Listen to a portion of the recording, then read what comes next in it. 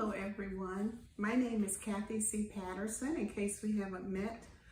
You know, in today's world, there are so many calamities and adversities and challenges which are happening. One of the things though I think that we have become numb to is the fact that there are so many people, whether it be mental illness or whatever it is, they're poor, they're living on the streets, they're homeless. And I know we've all seen the signs. Sometimes they'll say, I'll work for food. Sometimes they'll be very bold and say, I need a beer. One time when we were in Chicago on vacation and we were walking down Miracle Mile, never forget it, and there was a man who was walking, he was panhandling, but his thing was, can you spare me 30 cents? That became an inside joke with our family for a long time. But as I was coming home the other day, there was something that really struck me. And what it was there was a man standing on the corner panhandling, but his sign said hopeless and homeless.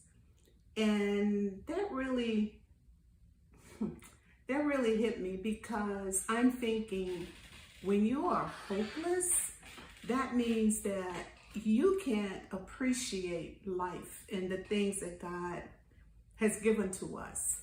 And so it made me reflect back on my play, His Story Now. And one of the taglines in the play is hope. And when I was developing those characters, and if you guys go to my website, you can look at the web series. It's a free series. And I did it in terms of a backstory, so you could understand a little bit more about the characters in case you decide to view the play. But Jan had hope. When she married Graham, she was coming from Rodney, who died, but her hope was dashed.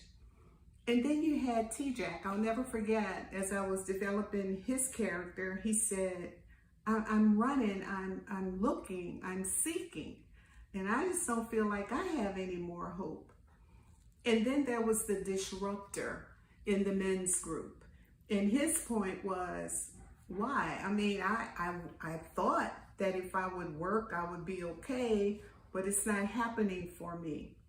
And then Graham, after all the things he did, he was still hopeful that Jan would take him back. So I'm saying all of that to say this.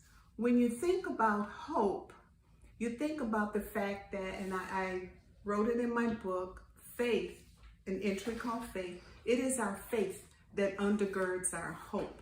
So when you lose faith, you lose hope. And that's the most unfortunate part of humanity, that so many people are walking around without hope.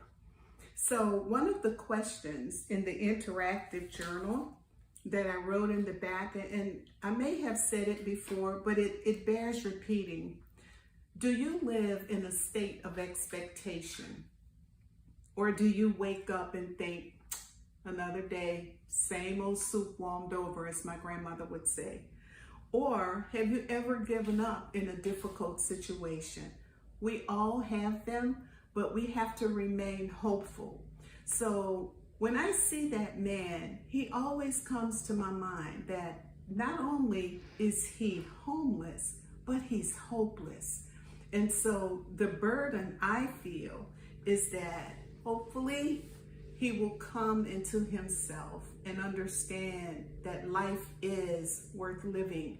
And every day we wake up, it's another opportunity to be who God has created us to be. So with that, thank you for listening. I just felt like I really needed to share that. And this again is the book, Thoughts to Ponder, Discovering Your Authentic Self.